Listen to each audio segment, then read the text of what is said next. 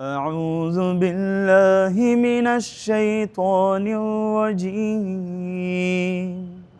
بسم الله الرحمن الرحيم هل أتاك حديث الغاشية وجوه يومئذ خاشعة عاملة ناصبة تصلى نارا حامية تسقى من عين آنية ليس لهم طعام إلا من ضريع لا يسمن ولا يغني من جوع وجوه يومئذ ناعمة لسعيها راضية في جنة عالية لا تسمع فيها لاغية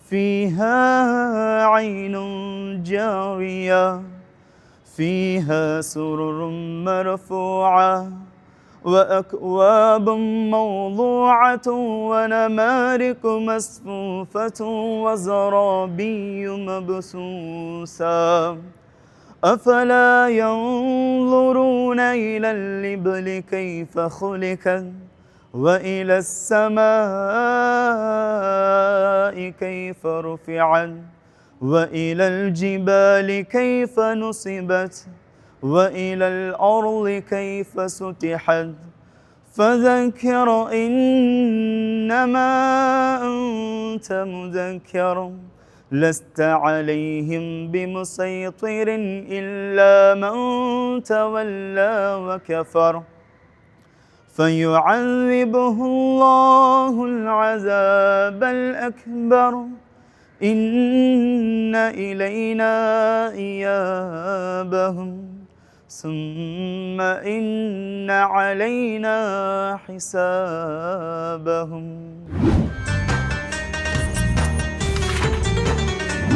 இருள் நீக்கி அருள் பரப்பி வறுமை வாழ்வுக்கு வழியமைக்கும் அருமைகளும் பொறுமைகளும் நிறைந்த புனித ரமலான் மாதத்தில் வசந்தம் டிவி பெருமையோடு வழங்கும் ரமலான் வசந்தம் இஃப்தார் விசேட முஸ்லிம் நிகழ்ச்சியில் மீண்டும் உங்களை நாம் சந்திக்கின்றோம். சந்தர்ப்பம் தந்த அல்லாஹ்வுக்கே எல்லா புகழும் அல்ஹம்துலில்லாஹ். நிகழ்ச்சியை பார்த்து கொண்டிருக்கின்ற வசந்தத்தின் சொந்தங்கள் அனைவருக்கும் இஸ்லாத்தின் இனிய காணிக்கை உரித்தாகட்டும். அன்பு சலாம், அஸ்ஸலாமு அலைக்கும் வரஹ்மத்துல்லாஹி வபரகாத்துஹு. அன்பார்ந்த ரசிகர்களே, நாம் இந்த புனித ரமலான் மாதத்தில் ரமலான் மாதத்தை சிறப்பிக்கும் நோக்கோடு ஒவ்வொரு நாளும் ஒவ்வொரு பள்ளிவாசலில் இருந்து இஃப்தார் நிகழ்ச்சியை உங்களுக்காக வழங்குகின்றோம். இன்றும் மிக முக்கியமான ஒரு இடத்திலிருந்து நாம் உங்களை சந்திக்கின்றோம். அதாவது, கடல் கிழித்து சூரியன் தான் உதிக்க முன்னே உடல் குளித்து உழுவெடுத்து சுபகு தொழும் பெருமக்கள் வாழுகின்ற சிறு மக்கம் என்று சொல்லப்படுகின்ற அற்புதமான ஒரு ஊரிலிருந்து தான் நாம் உங்களை சந்திக்கின்றோம். அன்பு ரசிகர்களே, இலங்கை முஸ்லிம்கள் அனைவரும் வந்து பார்க்க வேண்டும் என்று ஆசைப்படுகின்ற ஒரு பள்ளிவாசலிலே தான் நான் இப்பொழுது வீற்றிருக்கின்றேன். உலக முஸ்லிம்களின் அடையாளமாக இருக்கின்ற மஸ்ஜிதுல் அக்ஸா பலஸ்தீனிலே இருக்கிறது. அதே போன்ற ஒரு பள்ளிவாசல் இலங்கையிலே நான் சொன்ன மாதிரி சிறுமக்கம் என்று போற்றப்படுகின்ற காத்தான்குடியிலே இருக்கிறது. காத்தான்குடியில் அமைக்கப்பட்டிருக்கின்ற மஸ்ஜிதுல் அக்ஸாவிலிருந்து தான் இன்றைய ரமலான் வசந்தம் இஃப்தார் விசேட முஸ்லிம் நிகழ்ச்சி உங்களை சந்திக்கிறது. இன்றும் நல்ல பல கருத்துக்களை பரிமாறிக்கொள்வதற்காக இந்த நிகழ்ச்சிக்கு வருகை தந்திருக்கின்றார் இந்த பள்ளிவாசலினுடைய பேஷிமாம் அல் ஹாஃபில் அஷேஹ் இல்ஹாம் மௌலவி அவர்கள் இங்கே வருகை தந்திருக்கின்றார். ஃபலாஹி அவர்கள் மிகவும் பிரபல்யம் வாய்ந்த ஒரு மதரசா, அந்த மதரசாவிலே ஓதிய மௌலவி. அஸ்ஸலாமு அலைக்கும் ஹசரத் அவர்களே. வலைக்கும் ஸலாம் வரஹ்மத்துல்லாஹி வபரகாத்துஹு. உண்மையில் ஹசரத் அவர்களே, இந்த நாங்கள் ஒவ்வொரு நாளும் ஒவ்வொரு தலைப்புகளிலே இப்படி இந்த இஃப்தார் சிந்தனையை கலந்துரையாடல் வடிவிலே வழங்கி கொண்டிருக்கின்றோம். இந்த பள்ளிவாசலுக்கு பொருத்தமான ஒரு தலைப்பிலே தான் இன்றைய கலந்துரையாடல் இடம்பெறவிருக்கிறது. என்று சொன்னால் இந்த தலைப்பை கலந்துரையாடுவதற்கு மிக பொருத்தமான இடம் இந்த பள்ளிவாசல் என்பது தான் என்னுடைய கணிப்பு. அதே போன்று ரசிகர்களும் நிகழ்ச்சியினுடைய இறுதியிலே அது உண்மை என்று உணர்ந்து கொள்வார்கள். இஸ்லாத்தை பொறுத்த வரைக்கும் எங்களுடைய முஸ்லீம்களுக்கு ஐவேளை தொழுங்கள் என்று வழிகாட்டப்பட்டிருக்கிறது. அதுவும் பள்ளிவாசல்களுக்கு சென்று தொழுங்கள் என்று வழிகாட்டப்பட்டிருக்கிறது. பள்ளிவாசலினுடைய வகிப்பாகம் என்பது சமூகத்திலே ஒவ்வொரு நிலையிலும் ஒவ்வொரு காலகட்டத்திலும் ஒவ்வொரு மாதிரி இருந்திருக்கிறது. என்னுடைய முதலாவது வினா என்னவென்று சொன்னால், இந்த பள்ளிவாசல்கள் என்றால் என்ன? ஜஸாக்குமுல்லாஹு ஹைரா. அஸ்ஸலாமு அலைக்கும் வரஹ்மத்துல்லாஹி வபரகாத்துஹு. வசந்தம் டிவியின் இஃப்தார் விசேட நிகழ்ச்சியினூடாக கலந்து கொள்வதற்கு மகிழ்ச்சி அடைகிறேன். அல்ஹம்துலில்லாஹ். உண்மையில் இஸ்லாமிய மார்க்கத்தை பொறுத்த வரைக்கும் மிக அடிப்படையான ஒரு உன்னதமான ஒரு இஸ்லாமிய அடையாள சின்னமாக இஸ்லாம் பள்ளி வாயில்களை பார்க்கிறது. இந்த பள்ளி வாயில்களை யாரும் உரிமை கொண்டாட முடியாது. இது என்னுடைய பள்ளி வாயில், இது உன்னுடைய பள்ளி வாயில் என்று பெயரை வைத்து யாரும் பள்ளி வாயில்களை உரிமை கொண்டாட முடியாது. இதனால தான் அல்லாஹ் சுப்ஹானஹு வ தஆலா குர்ஆனிலே சொல்கிறான், வ அன்னல் மஸாஜித லில்லாஹ், நிச்சயமாக பள்ளி வாயில்கள் என்பன அது அல்லாஹ்வுக்கு சொந்தமானது. எனவே இந்த பள்ளி வாயில்கள் என்கின்ற அந்த சொல், மஸ்ஜித் என்கின்ற சொல், அது சிரம்பணிதல், சுஜூது செய்கின்ற இடம் என்ற நேரடி கருத்தை கொடுக்கிறது. பொதுவாக மஸ்ஜித் என்ற அந்த சொல்லுக்கு நாங்கள் சுஜூது செய்யும் இடம் என்ற கருத்தை கொடுக்கிறது. எனவே ஒவ்வொரு பிரதேசத்திலும் ஒவ்வொரு ஊரிலும் இந்த பள்ளி வாயில்கள் இருப்பதென்பது ஒரு இன்றியமையாத ஒரு அம்சமாகும். அந்த வகையிலே தான் பொதுவாக பள்ளி வாயில்கள் என்பது ரசூல் ஸல்லல்லாஹு அலைஹி வஸல்லம் அவர்கள் எங்கே போனாலும் முதலாவது ஒரு பள்ளியை அமைத்துக் கொள்வார்கள். உங்களுக்கு தெரியும், மக்காவில் ரசூல் ஸல்லல்லாஹு அலைஹி வஸல்லம் வாழ்ந்தார்கள். அங்கே வாழ்கின்ற போது மக்கா காபத்துல்லா இருந்தது. முதலாக ரசூல் ஸல்லல்லாஹு அலைஹி வஸல்லம் தாயிஃபுக்கு ஹிஜ்ரத் சென்றார்கள். அங்கே அவர்கள் இருக்கவில்லை. அதன்பின் முதலாவது ஒரு வசிப்பிடமாக இருப்பிடமாக சென்றது மதீனா முனவ்வரா. அங்கே சென்றவுடன் ரசூல் ஸல்லல்லாஹு அலைஹி வஸல்லம் பள்ளி வாயிலை அமைப்பதைத்தான் மிக குறிக்கோளாக ரசூல் ஸல்லல்லாஹு அலைஹி வஸல்லம் கொண்டிருந்தார்கள். எனவே அந்த வகையில் பள்ளி வாயில்கள் என்பது வெறுமனே, அதே நேரம் ரசூல் ஸல்லல்லாஹு அலைஹி வஸல்லம் தொழுகைக்கான இடமாக மாத்திரம் பள்ளி வாயிலை பயன்படுத்தவில்லை. நபியுடைய தொழுகின்ற இடம் அதாகத்தான் இருந்தது. காதி நீதிமன்றமாக இருந்தது. ரசூல் ஸல்லல்லாஹு அலைஹி வஸல்லமுடைய பிரச்சார பணியை மேற்கொள்கின்ற இடமாக இருந்தது. வாலிபர்களை, இளைஞர்களை, பாடசாலை மாணவர்களை உள்வாங்குகின்ற, எமது காலத்தை பொறுத்த வரைக்கும் உள்வாங்குகின்ற ஒரு இடமாக பள்ளி வாயில்கள் இருக்க வேண்டும். அங்கேதான் திருமண பிணக்குகள், திருமணங்கள் சேர்த்து வைக்கப்பட்டன, திருமண பிணக்குகள் சரிபார்க்கப்பட்டன. கொடுக்கல் வாங்கல்கள், ரசூல் ஸல்லல்லாஹு அலைஹி வஸல்லத்திலே வருகின்ற கொடுக்கல் வாங்கல்களுக்கு நீதி வழங்குகின்ற ஒரு இடமாக பள்ளி வாயில்கள் இருந்தது. இப்படி ரசூல் ஸல்லல்லாஹு அலைஹி வஸல்லமுடைய வாழ்க்கையிலே பார்க்கின்ற போது பள்ளி வாயில் தான் ஒரு அடிப்படையான, ஒரு அடித்தளமான ஒரு இடமாக இருந்தது என்பதை நாங்கள் பார்க்கிறோம். எனவே வெறுமனே தொழுவதற்கும் குர்ஆன் ஓதுவதற்கும் திக்ர் ஔராதுகள் ஓதுவது மாத்திரம் இல்லாமல் அவைகள் நடைபெற வேண்டும், அது அடிப்படையான அம்சமாக இருந்தாலும் அதையும் தாண்டி ஒரு பள்ளி வாயில் அந்த பிரதேசத்தில் ஒரு கேந்திர நிலையமாக நடைபெற வேண்டும் என்பதுதான் இஸ்லாம் எதிர்பார்க்கின்ற ஒரு பள்ளி வாயிலுடைய ஒரு கன்செப்டாக இருக்கிறது. உண்மையில் நீங்கள் ஒரு நல்ல ஒரு அறிமுகத்தை வைத்தீர்கள். அதாவது இந்த பள்ளி வாயில்கள் எப்படி இருக்க வேண்டும், அதனுடைய பிரதான நோக்கம் என்ன, அது எவ்வாறு செயற்பட வேண்டும் என்று ஒரு நல்ல ஒரு அறிமுகத்தை வைத்தீர்கள். உண்மையில் அதற்கு இந்த பள்ளிவாசல்கள் தொடர்பாக முஸ்லீம்களுக்கு போன்று முஸ்லீம் அல்லாதவர்களுக்கும் இங்கே என்ன நடக்கிறது என்கின்ற கேள்விகள் எல்லாம் இருக்கின்றன. அதற்கு ஒரு சிறந்த உதாரணம் தான் அந்த மக்களுக்கு விளங்கப்படுத்துவதற்கு இந்த காத்தான்குடியிலே இருக்கின்ற இந்த மஸ்ஜிதுல் அக்ஸா பள்ளிவாசல். கிட்டத்தட்ட ஒவ்வொரு நாளும் பல நூற்றுக்கணக்கான மக்கள் இந்த பள்ளிவாசலுக்கு வருகை தந்து இங்கே இருக்கின்ற இந்த அழகான கட்டிட செயற்பாடுகளை பார்க்கின்றார்கள். அதே போன்று இந்த பள்ளிவாசலிலே என்ன மாதிரியான செயற்பாடுகள் இடம்பெறுகின்றன என்றதெல்லாம் பார்த்து கொண்டிருக்கிறார்கள்.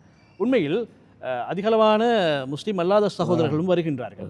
இப்பொழுது கூட நாங்கள் இந்த நிகழ்ச்சியை ஒளிப்பதிவு செய்து கொண்டிருக்கின்ற இந்த நேரத்திலும் கூட பல நூற்றுக்கணக்கானவர்கள் இந்த பள்ளிவாசலுக்கு வருகை தந்திருக்கின்றார்கள். அவர்கள் எங்களுடைய ஒளிப்பதிவு நடவடிக்கைகளையும் இங்கே பார்த்து கொண்டிருக்கின்றார்கள். அந்த அளவுக்கு இந்த மிகவும் பிரபல்யம் வாய்ந்த ஒரு பள்ளிவாசலாக இந்த காத்தான்குடி மஸ்ஜிதுல் அக்ஸா பள்ளிவாசல் இருந்து கொண்டிருக்கிறது. அங்கிருந்து தான் நாங்கள் இன்று பேசிக் கொண்டிருக்கின்றோம். அடுத்து ஹசரத் அவர்களே, இந்த மஸ்ஜிதுகளை பொறுத்த வரைக்கும் இந்த மஸ்ஜிதுகளுடைய சிறப்புகள் என்ன? பள்ளி வாயில்களை பொறுத்த வரைக்கும் உலகத்திலே முதலாக கட்டப்பட்ட பள்ளி வாயில் காபத்துல்லா. அது மிகவுமே சிறந்த ஒரு சிறப்புக்குரிய ஒரு இடம். காபத்துல்லா என்பதிலே எல்லா மார்க்க அறிஞர்களும் ஒன்றுபட்டிருக்கிறார்கள். அதன் பின்னர் இரண்டாவதாக கட்டப்பட்ட பள்ளிவாயில் மஸ்ஜிதுல் அக்ஸா. ரசூல் ஸல்லல்லாஹு அலைஹி வஸல்லம் அவர்களிடத்திலே சஹாபாக்கள் கேள்வியாக கேட்டபோது நபி அவர்கள் சொன்னார்கள், முதலாவது கட்டப்பட்ட பள்ளிவாயில் காபத்துல்லா மஸ்ஜிதுல் ஹராம், இரண்டாவது கட்டப்பட்ட பள்ளிவாயில் பலஸ்தீனில் இருக்கக்கூடிய மஸ்ஜிதுல் அக்ஸா என்கின்ற பள்ளிவாயில். அந்த இரண்டு பள்ளிவாயிலுக்கும் இடைப்பட்ட காலம் சுமார் 40 வருடங்கள் என்று ரசூல் ஸல்லல்லாஹு அலைஹி வஸல்லம் அவர்கள் சஹாபாக்களுக்கு சொன்னார்கள். எனவே மஸ்ஜிதுடைய எல்லா மஸ்ஜிதுகளும் கண்ணியமானவைகள், சங்கைக்குரியவைகள், சிறப்புக்குரியவைகள். இருந்தாலும் உலகத்திலே இருக்கின்ற முதலாவது பள்ளிவாயில் அந்த காபத்துல்லா ஹரம் என்பது மிகவுமே அதிவிசேடத்துக்குரிய சிறப்புக்குரியதாக இருக்கிறது. அங்கே தொழுகின்ற ஒரு தொழுகை 1,00,000 தொழுகை தொழுவதற்கு சமனாக இருக்கும் என்று சொன்னார்கள் ஸல்லல்லாஹு அலைஹி வஸல்லம் அவர்கள். அப்போ அவ்வளவு சிறப்புக்குரிய ஒரு பள்ளிவாயில். நாங்கள் உம்ராவுக்கு போகிறோம், அதே போன்று ஹஜ்ஜுடைய கடமைகளுக்காக வேண்டி போகிறோம். இது உலகத்திலே நாங்கள் எல்லோரும் சென்று வரக்கூடிய ஒரு இடம். எல்லோரும் அங்கே போக வேண்டும் என்று விரும்ப வேண்டும், ஆசைப்பட வேண்டும். எத்தனையோ பேர் பொருளாதார நல்ல வசதி வாய்ப்போடு எத்தனையோ நாடுகளுக்கு போகிறார்கள், ஆனால் அந்த பாக்கியம் கிடைப்பதில்லை. ஆனால் கட்டாயம் அங்கே சென்று அங்கே உள்ள துஆக்கள் கபூலாகக்கூடிய இடங்கள் என்று ரசூல் ஸல்லல்லாஹு அலைஹி வஸல்லம் சில இடங்களை அடையாளப்படுத்தினார்கள். அவைகளை பற்றி நாங்கள் தெரிந்து கொள்ள வேண்டும். இரண்டாவது பள்ளிவாயில் மஸ்ஜிதுல் அக்ஸா. இரண்டாவது பள்ளிவாயில் ரசூல் ஸல்லல்லாஹு அலைஹி வஸல்லம் இஸ்லாத்தில் கட்டப்பட்ட பள்ளிவாயில் மஸ்ஜிதுல் அக்ஸாவாக இருந்தாலும் ரசூல் ஸல்லல்லாஹு அலைஹி வஸல்லம் சிறப்புக்குரிய ஒரு பள்ளிவாயிலாக மஸ்ஜிது நபவியை சொன்னார்கள். மஸ்ஜிது நபவி என்பது ரசூல் ஸல்லல்லாஹு அலைஹி வஸல்லம் மதீனாவுக்கு சென்று சஹாபாக்களும் அவர்களுமாக முன்னின்று கட்டப்பட்ட பள்ளிவாயில் தான் மஸ்ஜிது நபவி. அங்கே தொழுவதை ரசூல் ஸல்லல்லாஹு அலைஹி வஸல்லம் அவர்கள் 1000 தொழுகைகள் தொழுவதை விட சிறந்த நன்மைக்குரியதாக அந்த மஸ்ஜிது நபவியை ரசூல் ஸல்லல்லாஹு அலைஹி வஸல்லம் அடையாளப்படுத்தினார்கள். இன்றும் அந்த மஸ்ஜிது நபவி விசாலமாக்கப்பட்டிருக்கிறது. நபி அவர்களுடைய காலத்தில் இருந்த பள்ளிவாயிலும் அங்கே தூண்களிலே அடையாளப்படுத்தப்பட்டிருக்கின்றன. அந்த நபியுடைய பள்ளிவாயுடைய எல்லை என்கின்ற அரபு வார்த்தையிலே அடையாளப்படுத்தப்பட்டிருக்கிறது. மூன்றாவது சிறப்புக்குரிய பள்ளிவாயில் தான் மஸ்ஜிதுல் அக்ஸா. அது பலஸ்தீனில் இருக்கக்கூடிய பள்ளிவாயில். ரசூல் ஸல்லல்லாஹு அலைஹி வஸல்லம் அவர்கள் சுமார் 16-17 மாதங்கள் மஸ்ஜிதுல் அக்ஸாவை முன்னோக்கி தான் தொழுதார்கள். அவ்வளவு சிறப்புக்குரிய ஒரு பள்ளிவாயில் தான் மஸ்ஜிதுல் அக்ஸா. அங்கே தொழுகின்ற போதும் 500 தொழுகைகள் தொழுத சமனான நன்மைகளை அல்லாஹ் சுப்ஹானஹு வ தஆலா அதற்கு கொடுக்கிறான். இந்த மூன்றுக்கும் தான் நாங்கள் இபாதத் வணக்க வழிபாடுகள் செய்ய போகிறோம் என்ற நோக்கத்திற்காக வேண்டி நாங்கள் பிரயாணம் செய்ய முடியும். அது தவிர உள்ள எல்லா பள்ளிவாயில்களும் அல்லாஹ்வுடைய இல்லங்கள். அங்கே செல்வது, அங்கே இருப்பது, அங்கே தொழுவது எல்லாமே என்னது நன்மைக்குரியவைகள், சிறப்புக்குரியவைகள். உண்மையில் அவர்களே, அதாவது எங்களுடைய அந்த 3 புனித தலங்கள் தொடர்பிலே நீங்கள் சொல்லியிருந்தீர்கள். குறிப்பாக சொல்வார்கள் மக்கா, மதீனா, அதே போன்று இந்த மஸ்ஜிதுல் அக்ஸா, பலஸ்தீன் ஜெருசலத்தில் இருக்கின்ற மஸ்ஜிதுல் அக்ஸா. மஸ்ஜிதுல் அக்ஸாவை பொறுத்த வரைக்கும் இஸ்லாமிய வரலாற்றோடு மிகவும் ஒன்றிப்போன ஒரு பள்ளிவாசலாக இருக்கிறது.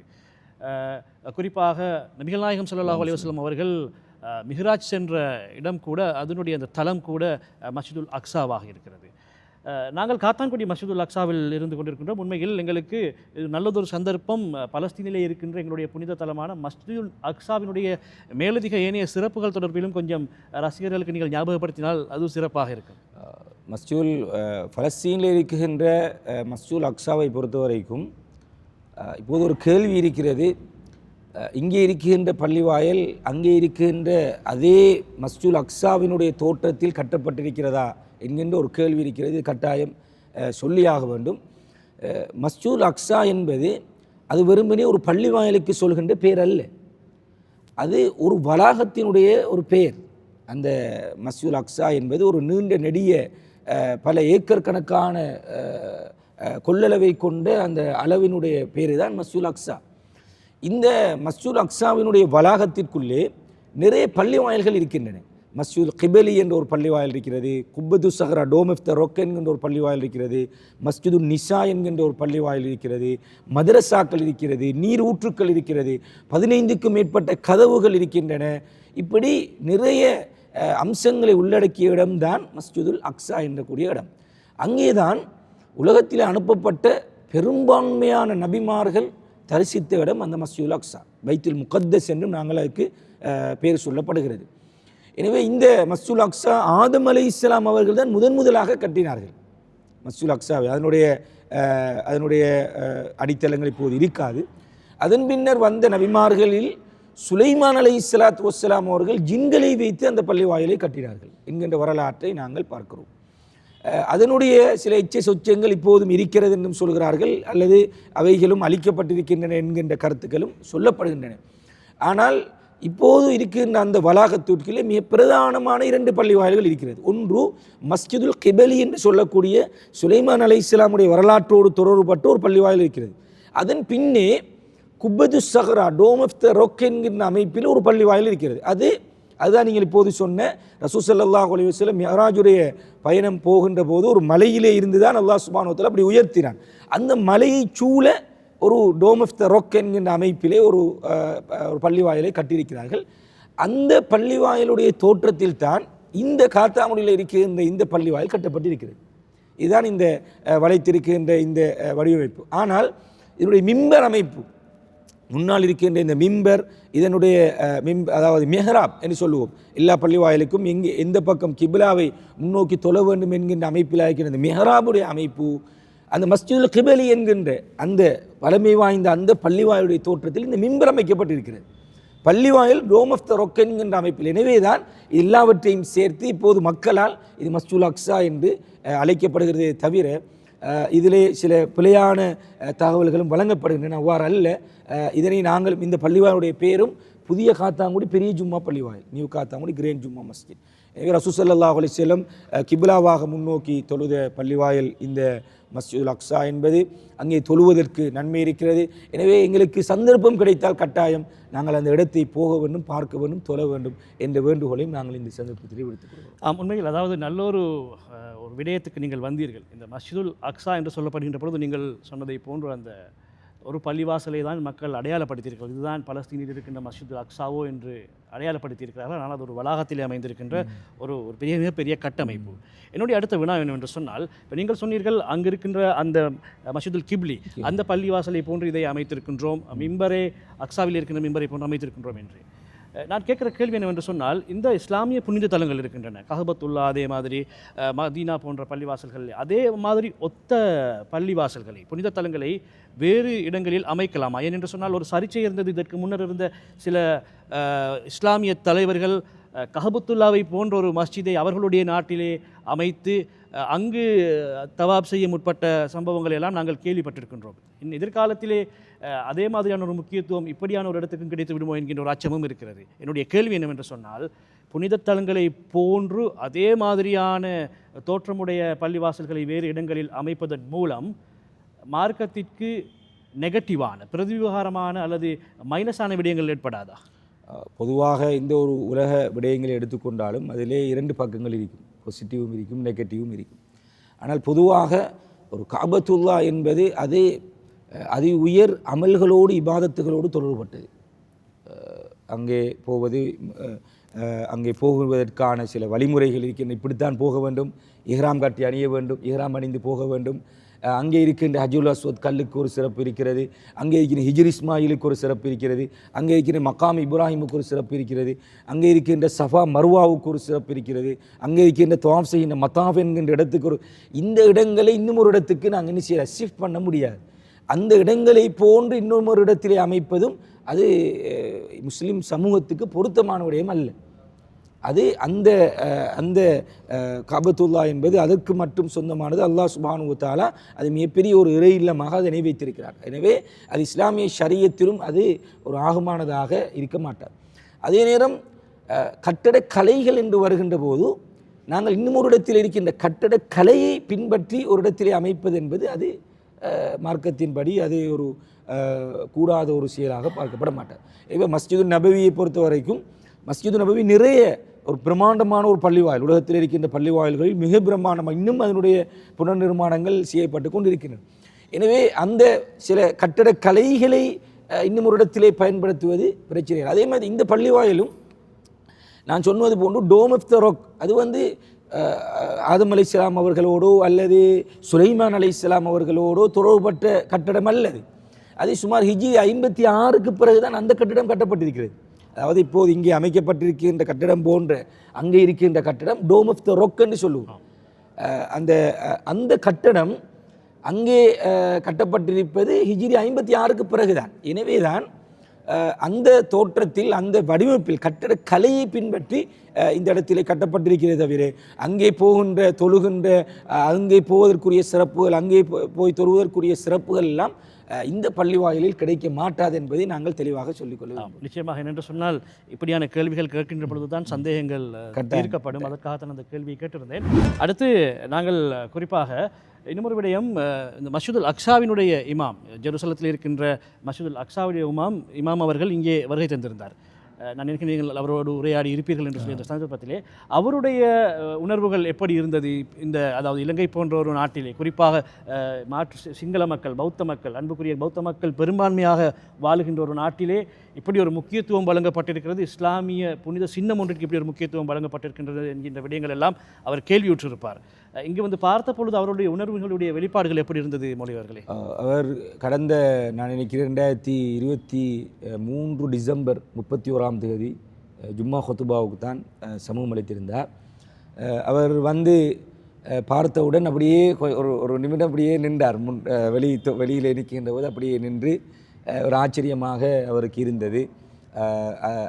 அந்த கட்டட கலை இங்கே பின்பற்றப்பட்டிருப்பதை அவர் அவதானித்தார். எனவே அவர் வந்து ஹொத்துபா பிரசங்கம் செய்தார். அதிலே அவர் முழுக்க அங்கே இருக்கின்ற மஸ்ஜிதுல் அக்ஸாவினுடைய சிறப்புகள் சம்பந்தமாகத்தான் பேசினார். பேசிவிட்டு இப்படியான ஒரு இடம் ஒன்று இங்கே அமைக்கப்பட்டிருப்பதையிட்டு சந்தோஷப்படுகிறோம்.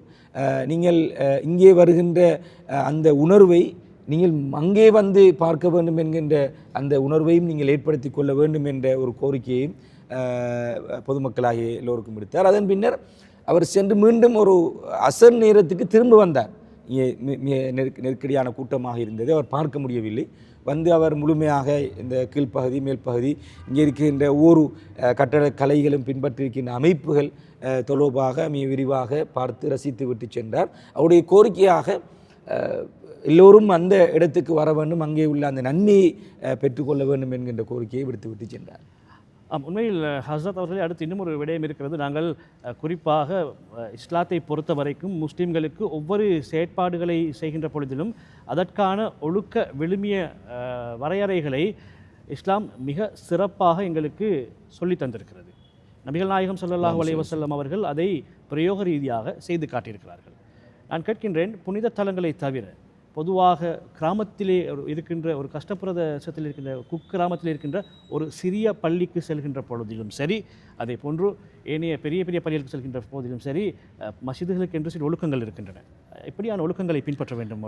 பொதுவாக நாங்கள் ஒரு பாடசாலை, ஒரு பல்கலைக்கழகம் அல்லது ஒரு பிரேத்திய வகுப்பு, ஒரு மதரசா, எந்த ஒரு நிறுவனங்களை எடுத்துக்கொண்டாலும், ஒரு அரசு உத்தியோக ஒரு காரியாலயத்தை எடுத்துக்கொண்டாலும், எல்லா இடத்தையும் ஒரு ஒழுக்க கோவை இருக்கிறது. சில நிபந்தனைகள் இருக்கின்றன, சில கடைபிடிக்க வேண்டிய ஒழுக்கங்கள். அதனை சில நேரம் அதனை ஒரு ஸ்க்ரீனிலே போட்டிருப்பார்கள், ஒட்டியிருப்பார்கள். பொதுவாக பள்ளி வாயில்கள் என்று வருகின்ற போது கட்டாயம் கடைபிடிக்க வேண்டிய சில ஒழுக்கங்களை இஸ்லாம் எங்களுக்கு கற்றுத்தருகிறது. ரசூல் ஸல்லல்லாஹு அலைஹி வஸல்லம் அவர்கள் பள்ளி வாயிலுக்குள் வருகின்ற போது வுதுவோடு வரும் என்கின்ற முதலாவது அம்சத்தை சொன்னார். வுது என்கின்ற அந்த நாங்கள் 5 நேர தொழுகைகளுக்காக வேண்டியும் செய்து கொள்கின்ற அந்த கடமையோடு பள்ளி வாயிலுக்குள்ளே நுழைய வேண்டும். காரணம், பள்ளி வாயில் என்பது மலாய்க்காமார்கள் சூழ்ந்திருக்கக்கூடிய ஒரு இடம். தொழுகையாளிகள் இருப்பார்கள், மலாய்க்காமார்கள் இருப்பார்கள், ஓதிக்கொண்டிருப்பார்கள், திக்கு செய்து கொண்டிருப்பார்கள். எனவே பள்ளி வாயிலுக்குள் வருகின்ற போது சலாம் சொல்லி கொண்டு வர வேண்டும். எங்களுடைய சில அதிகமானவர்கள் இந்த நடைமுறைகளை பெரும்பாலும் கடைப்பிடிப்பது. யாருக்கு சலாம் சொல்லி இல்லை, அங்கே மலாய்க்காமார்கள் இருப்பார்கள், அங்கே நாங்கள் கட்டாயம் சலாம் சொல்லி கொண்டு வர வேண்டும். அதே போன்று வலது காலை உள்ளே வைத்து வர வேண்டும். அதிலும் நாங்கள் பொதுபோக்காக இருக்கிறோம். கவனமாக வலது காலை உள்ளே வைத்து அல்லாஹும் மஃப்தஹ் லி அபுவாப ரஹ்மத்திக் என்கின்ற அந்த பிரார்த்தனையோடு உள்ளே நுழைய வேண்டும். உள்ளே நுழைந்ததோடு இஸ்லாமியங்களுக்கு காட்டித் தருகின்ற மிக முக்கியமான ஒரு சுன்னா தான் 2 ரக்காத்துகள் அந்த பள்ளி வாயிலுக்கான ஒரு காணிக்கை தொழுகை தொழ வேண்டும். அது குறிப்பாக ஃபர்லான தொழுகைகள் நடைபெற்று கொண்டிருந்தால் நாங்கள் அந்த தொழுகையோடு சேர்ந்து விட வேண்டும். அது எங்களுக்கு அந்த நன்மை கிடைக்கும். ஆனால் பொதுவாக நாங்கள் பள்ளி வாயிலுக்குள் வந்தால் நாங்கள் தஹியத்துல் மஸ்ஜித் என்கின்ற 2 ரக்காத் நாங்கள் தொழுது கொள்ள வேண்டும். அது மிக முக்கியமான ஒரு சுன்னாவாக இஸ்லாம் சொல்கிறது. அதே நேரம் பள்ளி வாயிலுக்குள் வந்தால் நாங்கள் ஏதாவது ஒரு கடமையில் ஈடுபட வேண்டும். ஒரு திக்ர் செய்ய வேண்டும், குர்ஆன் ஓத வேண்டும், சுன்னத்தான தொழுகையில் அல்லது தீனுடைய ஈமானிய ஹதீதுகளை குர்ஆனை நாங்கள் முதாக்கரா செய்ய வேண்டும் ஒன்று கூடியிருந்து. அப்போ இங்கே இருந்து கொண்டு அரசியல் பேசுவது, இங்கே இருந்து கொண்டு கொடுக்கல் வாங்கல் பேசுவது, பிஸ்னஸ் பேசுவது, இது பொதுவாக இன்றைய காலத்திலே நேர காலத்தோடு வருகிறார்கள். உண்மையில் நன்மைக்குரிய விஷயம். ஆனால் வந்தாலும் இப்படியான ஊர் விவகாரங்களை பிழையான தவறான கோல் பேசுவது, புறம் பேசுவது, அவதூறு சொல்வது, இட்டுக்கட்டுவது, இப்படியான விஷயங்களை பேசிக்கொண்டிருப்பதை நாங்கள் அவதானிக்கிறோம். எனவே பள்ளிவாயில் என்பது அமைதியின் ஒரு இல்லம். அமைதி கிடைக்கும். நிறைய நீங்கள் சொன்னது போன்று நிறைய முஸ்லீம் வருகிறார்கள். வந்துவிட்டு சிலர்கள் வெளியே போவதற்கு விருப்பம் இல்லை. எங்களிடத்திலே சொல்கிறார்கள், அனுபவம் இருக்கிறது. நிறைய பேர் சொல்கிறார்கள், எங்களுக்கு கொஞ்சம் அமைதியாக ரிலாக்ஸாக இருக்கிறது, அமைதியாக. இது முஸ்லீம் சொல்லக்கூடிய வார்த்தை. எனவே அப்படியான ஒரு அமைதியின் இல்லமாக இந்த பள்ளிவாயில் இருக்கிறது. இதற்கு நாங்கள் இவ்வாறான அது இன்னும் ரசூல் ஸல்லல்லாஹு அலைஹி வஸல்லம் சொன்னார்கள், பள்ளிவாயிலுக்குள் தொழுகைக்கு நீங்கள் வர வேண்டாம் என்று சில சந்தர்ப்பங்களில் தடை செய்தார்கள், விதிவிலக்கு அளித்தார்கள். நம்ம ஒருவருக்கு கடுமையான பசியோடு தாகத்தோடு இருக்கும்போது நீங்கள் தொழுகையிலே வந்து இணைந்து கொள்ள வேண்டாம். நீங்கள் உங்களுக்கு மலசலம் கழிக்கின்ற தேவை இருக்கின்ற போது பள்ளிவாயிலுக்குள் வந்து நீங்கள் நுழைந்து தொழுகையில் ஈடுபட வேண்டாம். துருவாடையான விஷயங்களை பாவித்து கொண்டு போதைப் பொருட்கள், அப்படியான வெள்ளைப்பூடு, வெங்காயம் போன்றவற்றை பாவித்து கொண்டு பள்ளிவாயிலுக்குள் வர வேண்டாம் ஏனென்றால் இருக்கின்றவர்களுக்கு அது அசௌகரியத்தை ஏற்படுத்தும் என்ற வகையில். எனவே இப்படியான ஒழுக்கங்களை நாங்கள் கட்டாயம் பள்ளிவாயிலுக்குள்ளே பேணிக்கொள்ள வேண்டும். உண்மையில் அடுத்து ஹசரத் அவர்கள் இந்த பள்ளிவாயலுக்குள் வருகின்ற பொழுது இந்த இஹ்திகாஃபுடைய நியத்தை சொல்ல வேண்டும் என்று சொல்வார்கள். அதாவது அந்த இஹ்திகாஃபுடைய நியத்திலே இருக்கின்ற பொழுது நாங்கள் ஒரு நிமிடம் இருந்தாலும் அதற்குரிய கூலி கிடைக்கும். அதனுடைய அந்த முக்கியத்துவம் தொடர்பாகவும் கொஞ்சம் நவைத்துல் இஹ்திகாஃப லில்லாஹி தஆலா ஃபி ஹாதல் மஸ்ஜிதி என்று நாங்கள் இஹ்திகாஃபுடைய நியத்தோடு இந்த பள்ளிவாயிலே நாங்கள் இருக்கின்ற காலமெல்லாம் நாங்கள் அந்த பள்ளிவாயிலுக்குரியவர்களாக மாறிவிடுவோம். ரசூல் ஸல்லல்லாஹு அலைஹி வஸல்லம் அதாவது அர்ஷுடைய நிழல் கிடைக்கக்கூடிய ஒரு கூட்டத்திலே சொன்னார்கள், பள்ளிவாயிலோடு உள்ளம் தொடர்பாக இருந்தவர். அவர் கடையில் இருக்கிறார், பாடசாலையில் இருக்கிறார், ரோட்டில் நிற்கிறார், எப்போ பார்த்தாலும் நான் பள்ளி போயிடணுமே, தொழுதுறணுமே, இந்த கடமை நிறைவேற்றணுமே என்கின்ற அந்த சிந்தனையோடு இவர் இருக்கக்கூடிய உள்ளம் படைத்தவருக்கு அர்ஷுடைய நிழல் கிடைக்கும் என்றார்கள் ரசூலுல்லாஹி ஸல்லல்லாஹு அலைஹி வஸல்லம். எனவே அப்படிப்பட்ட ஒரு சிறப்புக்குரிய விஷயம்தான் இஹ்திகாஃபுடைய நியத்தோடு பள்ளிவாயிலே நாங்கள் அமர்ந்து கொள்வது. ஹசரத் அவர்களே, அதே போன்று குறிப்பாக நீங்கள் ஆரம்பத்தில் ஒரு விடயத்தை சொன்னீர்கள். இந்த பள்ளிவாயலினுடைய வகிவாகம் தொடர்பிலே பேசுகின்ற பொழுது பல கருத்துக்களை நீங்கள் சுட்டி காட்டியிருந்தீர்கள். இஸ்லாமிய வரலாற்றை பொறுத்த வரைக்கும் சில சந்தர்ப்பங்களில் பள்ளிவாசல் சிறை கூடங்களாகவும் இருந்திருக்கின்றன. குறிப்பாக தொழும் இடத்திலே பக்கத்திலே சிறை கைதிகள் கட்டி வைக்கப்பட்ட சம்பவங்கள் எல்லாம் நாங்கள் படித்திருக்கின்றோம் நபி அவர்களுடைய காலத்திலே. ஏன் அந்த காலத்தில் நபி அவர்கள் ஏனைய பல இடங்கள் இருக்கத்தக்கன இந்த பள்ளிவாசலுக்குள் சிறை கைதிகளை கட்டி வைத்திருந்தார்கள்? அதற்கு ஏதாவது காரணங்கள், விளக்கங்கள் இருக்கின்றன? கட்டாயம். பொதுவாக இஸ்லாமிய மார்க்கத்தை பொறுத்த வரைக்கும் உலகத்துக்கு இஸ்லாம் பரவியது இஸ்லாத்தினுடைய பண்பாடுகளினால், ஒழுக்கங்களினால், அவருடைய அஹ்லாக்குகளினால் தான் இஸ்லாம் முழு உலகத்துக்கும் பரவியது. சில பிழையான குற்றச்சாட்டுகள், யுத்தத்தினால் வாளினால் பரப்பப்பட்டது என்கின்ற பிழையான சில குற்றச்சாட்டுகள் முன்வைக்கப்படும். உண்மையில் இஸ்லாமிய வரலாற்றை சரியாக ஒருவர் படித்து பார்த்தால் இஸ்லாமிய வரலாற்றிலே ரசூல் ஸல்லல்லாஹு அலைஹி வஸல்லமுடைய நடத்தைகளை பார்த்து, அவருடைய வுதுவை பார்த்து, அவர்களுடைய தொழுகையை பார்த்து, இந்த இஸ்லாத்திற்குள்ளே அவருடைய சலாத்தை பார்த்து இஸ்லாத்திற்குள்ளே உள்ளே வந்தவர்கள் இத்தனை பேர் இருக்கிறார். எனவே அந்த வகையில் ரசூல் ஸல்லல்லாஹு அலைஹி வஸல்லம் அவர்கள் கைதிகளாக பிடிக்க வேண்டும், அவர்களுக்கு நோவினை செய்ய வேண்டும், தொந்தரவு செய்ய வேண்டும் என்பது நபியோட நோக்கம் அல்ல. நபியவர்கள் இந்த பள்ளி வாயிலே இவர்கள் செய்கின்ற அஹ்லாக்குகளை பார்க்க வேண்டும். எப்படி அல்லாஹ்வுக்கு வணங்குகிறார்கள், எப்படி ஒருவர் மதிக்கிறார்கள், ஒருவரோடு எப்படி அன்போடு பேசிக்கொள்கிறார்கள், இந்த பண்பாடை பார்த்து தான் அவர்கள் அந்த இஸ்லாத்துக்குள் வர வேண்டும், அவர்கள் நல்ல அபிப்பிராயம் வர வேண்டும் என்ற வகையில் தான் இவ்வாறான முன்மாதிரிகள்லாம் நாங்கள் பார்க்கிறோம். ஒரு காட்டரபியை ரசூல் ஸல்லல்லாஹு அலைஹி வஸல்லம் பள்ளிவாயிலே சிறுநீர் கழித்து விட்டார். பள்ளிவாயில் நாங்கள் ஒரு சிறு பிள்ளை இப்போது வந்து பள்ளிவாயில் ஓடி திரிஞ்சாலும் அந்த பிள்ளையை நாங்கள் விரட்டி அடிக்கிறோம். ஒரு பிள்ளையான விஷயம்.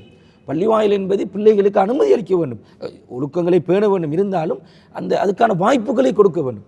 எனவே ரசூல் ஸல்லல்லாஹு சிறுநீர் கழித்தோடு ரசூல் ஸல்லல்லாஹு சஹாபாக்கள் இழுத்து வெளியே போட பார்த்தார்கள். அப்போது சொன்னார்கள் ஸல்லல்லாஹு அலைஹி வஸல்லம், இல்லை வேண்டாம், அவர் விடுங்கள். அப்போது அவர் அந்த அஹ்லாக்கை பார்த்தார், இஸ்லாத்தை பற்றிய நல்ல அபிப்பிராயம் வந்தது, அவர் இஸ்லாத்திலே நுழைந்தார். இப்படித்தான் ரசூல் ஸல்லல்லாஹு அலைஹி வஸல்லம் எந்த ஒரு காரியத்தை சொன்னாலும் அவங்களுடைய எதிர்பார்ப்பு, இவர் இஸ்லாத்துக்குள் வந்துவிட மாட்டாரா, இஸ்லாமிய மார்க்கத்தை பின்பற்ற மாட்டாரா, அந்த எதிர்பார்ப்போடு தான் இவைகள் போன்ற விஷயங்களையும் செய்து கொண்டார்கள். உண்மையில் அசத் அவர்களே, அடுத்து நாங்கள் குறிப்பாக பல்லின சமூகத்திலே வாழ்கின்றவர்கள், எங்களுக்கு நிறைய மாற்று மத சகோதரர்கள் இருக்கிறார்கள், நண்பர்களாக தமிழர்கள் இருக்கிறார்கள், அதே போன்று சிங்களவர்கள் இருக்கிறார்கள், கிறிஸ்தவர்கள் இருக்கிறார்கள். இவர்கள் சில வேளைகளில் எங்களிடம் கேட்கின்ற கேள்விதான், அதாவது சகோதரர்களே, உங்களுடைய பள்ளிவாசலுக்குள் எங்களுக்கு வர முடியாதா, வந்தால் விரட்டி விடுவார்களா, அங்கே என்ன நடைபெறுகிறது என்கின்ற பல கேள்விகளை கேட்பார்கள். குறிப்பாக கடந்த காலங்களிலே ஓப்பன் மஸ்ஜித் என்கின்ற ஒரு தலைப்பிலே மாற்று மத சகோதரர்களை அழைத்து வந்து பள்ளிவாசல்களில் நடைபெறுகின்ற விடயங்களை எல்லாம் காட்டியிருந்தார்கள், வரவேற்கத்தக்க விடயம். ஆனால் என்னுடைய கேள்வி என்னவென்று சொன்னால், இன்னும் சில, அதாவது இலங்கையிலே இன்னும் சில பகுதிகளில் அதாவது சில பள்ளிவாசலுடைய நிர்வாகங்கள் இப்படி மாற்று மத சகோதரர்கள் உள்ளே வருவதை பெரிதாக அனுமதிப்பதில்லை. என்னுடைய கேள்வி, மிக தெளிவான கேள்வி, இஸ்லாம் மாற்று மத சகோதரர்கள் பள்ளிவாசலுக்குள் வருவதை தடுக்கிறதா? ஏனென்றால் இப்படிப்பட்ட இந்த நிர்வாகிகள் சொல்கின்ற ஒரு விடயம்தான், அவர்கள் குளிச்சிருக்க மாட்டாங்க. ஏனென்று சொன்னால், அதாவது விந்து வெளியேறினால் நாங்கள் குளித்து விட்டு தான் பள்ளிக்கு வர வேண்டும் என்று இஸ்லாத்தில் இருக்கிறது. அப்போ அப்படியான பல குற்றச்சாட்டுக்களை எல்லாம் சுட்டிக்காட்டி கொண்டிருப்பார்கள் சில நிர்வாகிகள். உண்மையில் இவர்களுக்கு இஸ்லாம் என்ன தீர்வை வழங்குகிறது? எப்படி அது விளக்கம்? பொதுவாக பள்ளிவாயுடைய ஒழுக்கங்களிலே வருகின்ற போது மாதவிடாயுடைய பெண்கள், அதே போன்று குளிப்பு கடமையானவர்கள் பள்ளிவாயிலே வந்து அமர்வது, இருப்பது, அது தடை செய்யப்பட்டிருக்கிறது.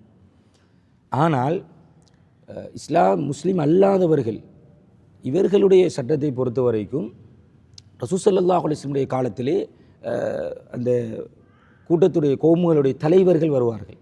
ரசூல் ஸல்லல்லாஹு அலைஹி வஸல்லம் பள்ளிவாயிலை வைத்து அவர்களை சந்திப்பார்கள். நான் ஏற்கனவே சொன்னது போன்று நிறைய காரணங்கள் இருக்கின்றன. பள்ளிவாயிலுடைய அமைதியுடைய இடம், இங்கே நடக்கின்ற விடயங்களை பார்க்கின்ற போது அவர்களுக்கு ஒரு தெளிவு கிடைக்கும். கட்டாயம் இதை ஒரு வேண்டுகோளாக எல்லா மஸ்ஜிதுடைய நிர்வாகிகளுக்கும் நாங்கள் சொல்லிக்கொள்ள விரும்புகிறோம். இந்த பள்ளிவாயிலே நாங்கள் அல்ஹம்துலில்லாஹ் அதனை நேரடியாக பல ஆயிரக்கணக்கானவர்களுடைய நேரடி சந்திப்பிலே நாங்கள் அனுபவித்தது.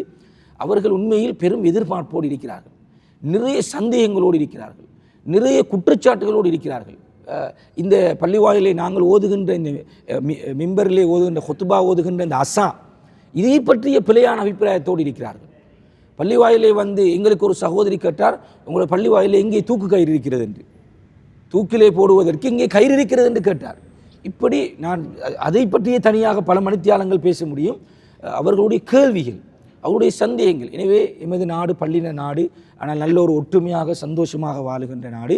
இஸ்லாம் ஒருபோதும் நீங்கள் வேணுமாக இருந்தால் அகில இலங்கை ஜமியத்துல் உலமாவுடைய வழிகாட்டலை பெற முடியும். நாங்கள் நேரடியாக நானும் போயிருந்தேன், எங்களுடைய பள்ளிவாயில் போய் எப்படி இங்கே பள்ளிவாயிலே நடந்து கொள்ள வேண்டும் என்ற வழிகாட்டலை பெற்றுவிட்டு வந்திருக்கிறோம்.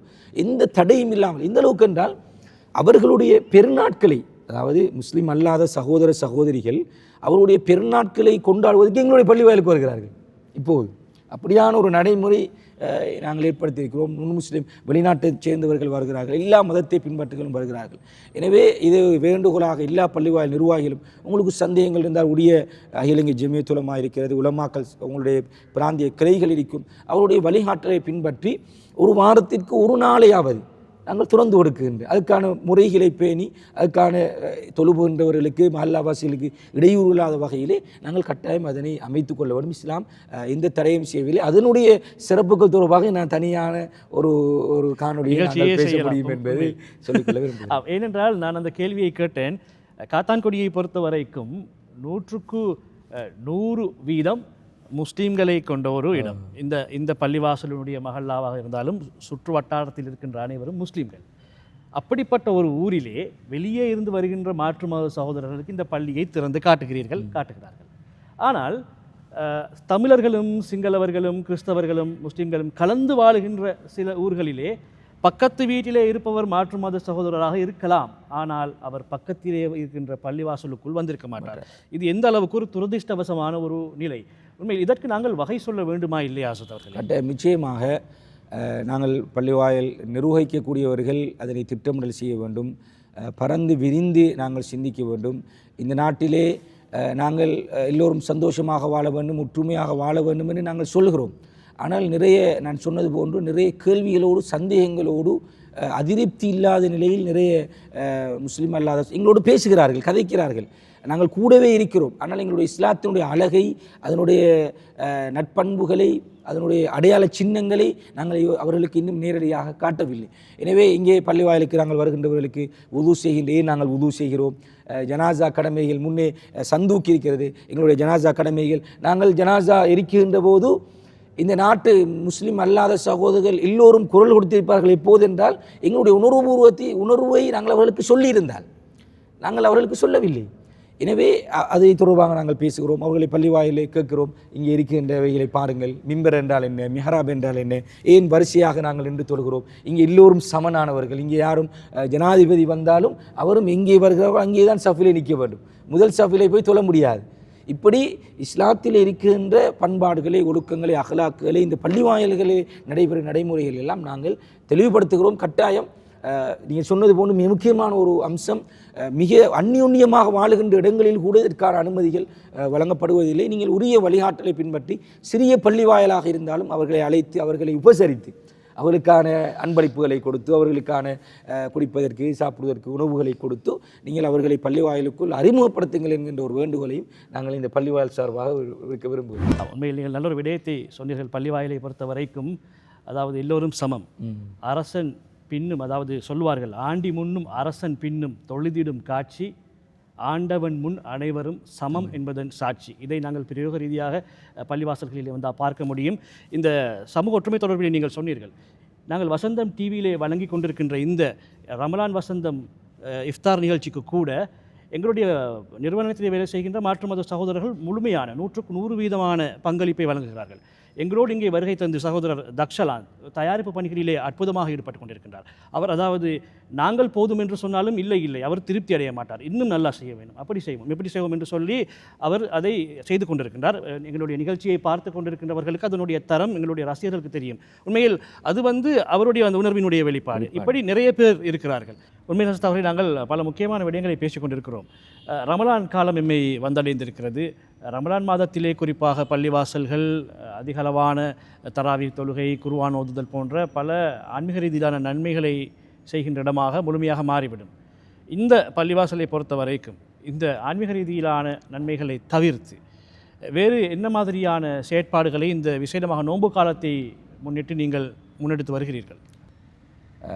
உண்மையில் நாங்கள் இப்போது இருக்கின்ற புண்ணியம் பூத்து குலுங்குகின்ற ஒரு கண்ணியமான மாதம் புனித ரமதானுடைய மாதம்.